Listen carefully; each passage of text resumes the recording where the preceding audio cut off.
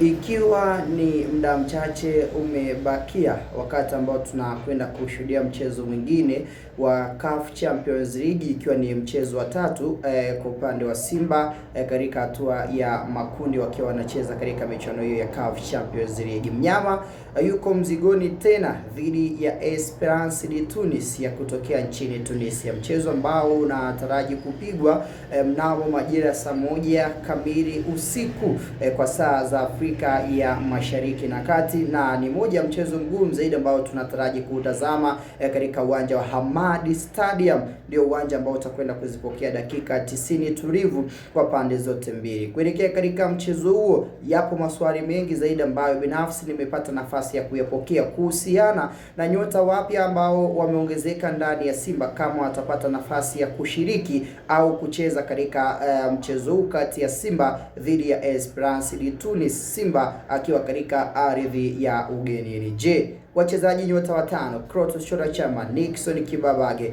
Ribase Guye, Mahamud Jibril Kasari Tanja, huyu ni golikipa, pamoja na Ismail Olivier Toure watakuwa ni moja ya nyota ambao watakwenda kushiriki katika mchezo huu? Hilo ni swali la kwanza, majibu yake tayari nayo. Lakini swali la pili, ni watu wengi pia wamehitaji kujua, wamehitaji kutambua na wamehitaji pia kufahamu nyota wawili kwa maana ya Alain Aniset Oura. Huyu ni winga hatari kweli kweli kutokea katika timu ya Grishingan kutokea nchini Finland, ndiko ambako Simba amemsajili akiwa anatokea, na tayari amejiunga na miamba hii ya wekundu wa Simba, japo yeye bado hajaweza kutambulishwa. Je, ataweza kushiriki mchezo huu? Nalo ni moja ya swali zito ambalo liko mezani. Lakini pia jini kabisa akiwa uwanjani anaitwa Ino Jospin Roemba, raia wa Congo Brazzaville,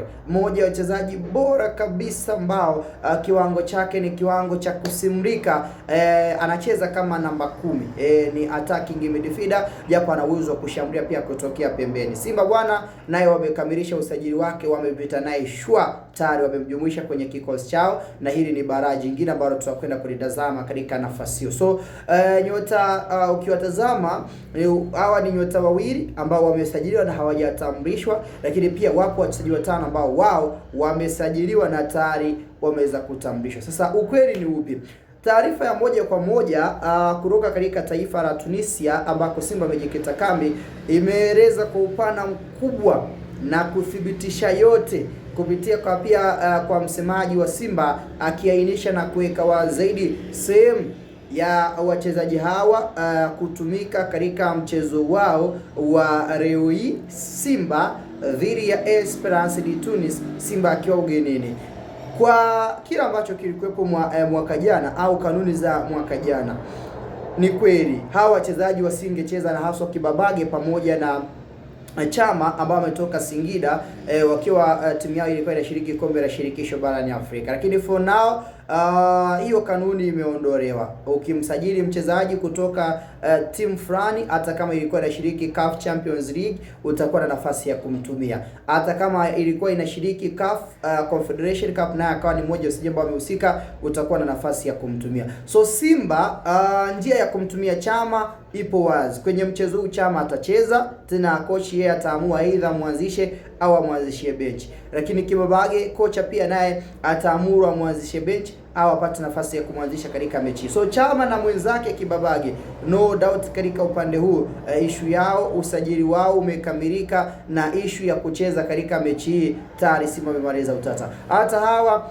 Ismail Olivier Toure, Jibril Kasari, then Ribase Guye, hawa pia nao tayari wamepata vibali au reseni za kuwaruhusu kucheza katika michuano ya CAF Champions League, baada ya wachezaji ambao walikuwa wanacheza katika nafasi hiyo kwa tayari wameondoka na kuondolewa kwenye mfumo ndani ya Simba. So nyota wote watano, taarifa kutoka katika taifa la Tunisia imefafanua na kueleza kwa kina watakuwepo katika mechi hii. Lakini wale mliokuwa mnaniulizia issue ya Ino Jospin Roemba, wale wengine pia ambao walihitaji kujua issue ya Aniset Oura kwamba vipi nao hawa watahusika, no.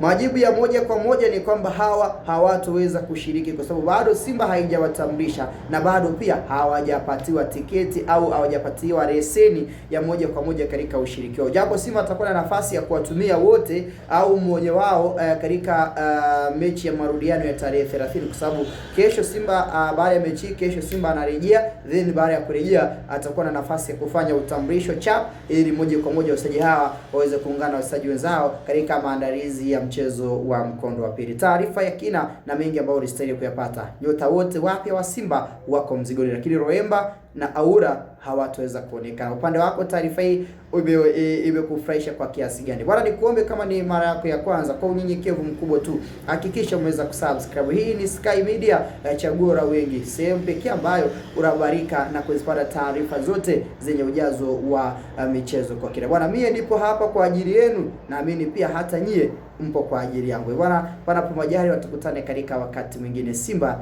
dhidi ya Esperance saa 1 kamili usiku kinaumana katika taifa la Tunisia.